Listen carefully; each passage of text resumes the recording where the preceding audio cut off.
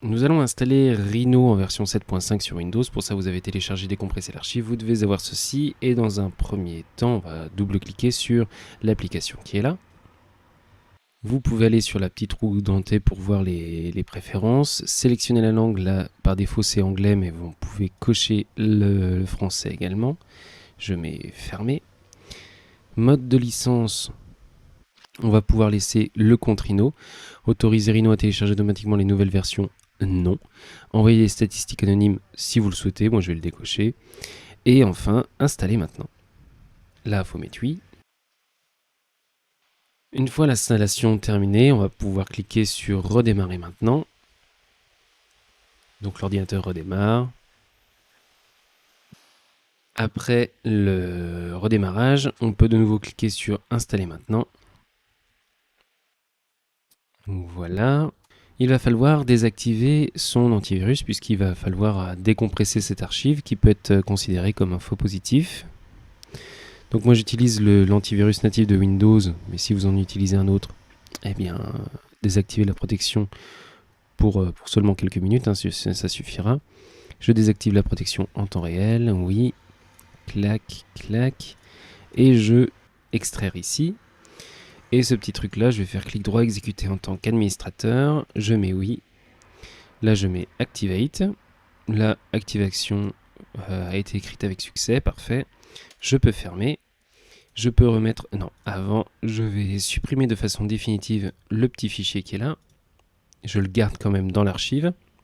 Et je vais réactiver l'antivirus.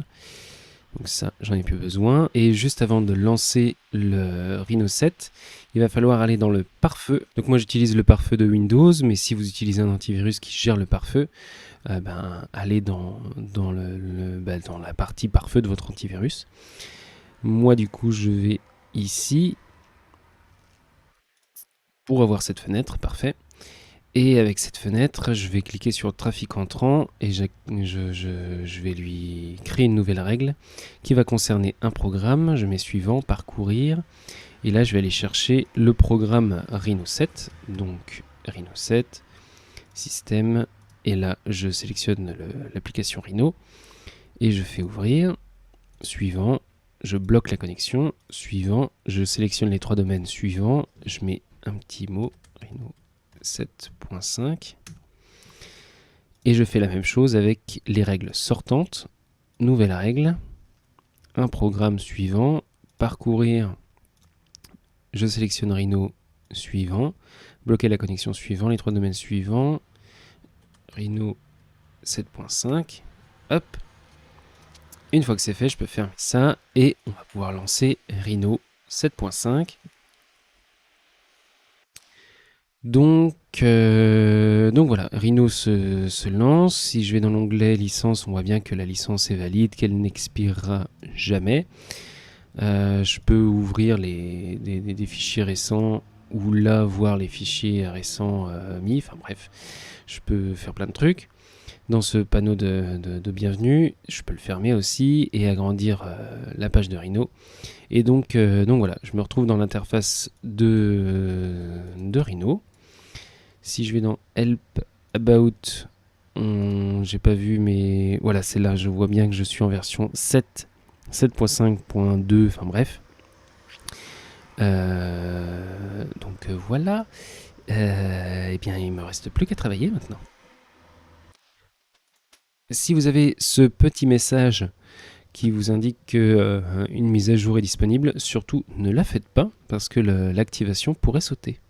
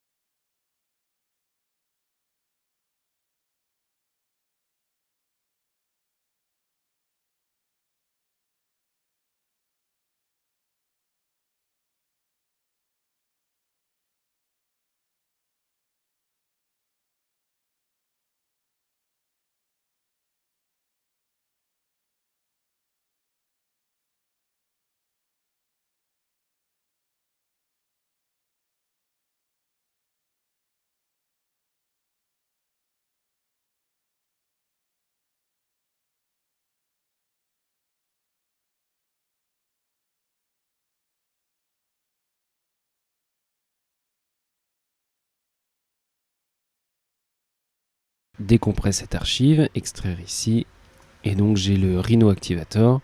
Je fais clic droit, exécuter en tant qu'administrateur. Attends.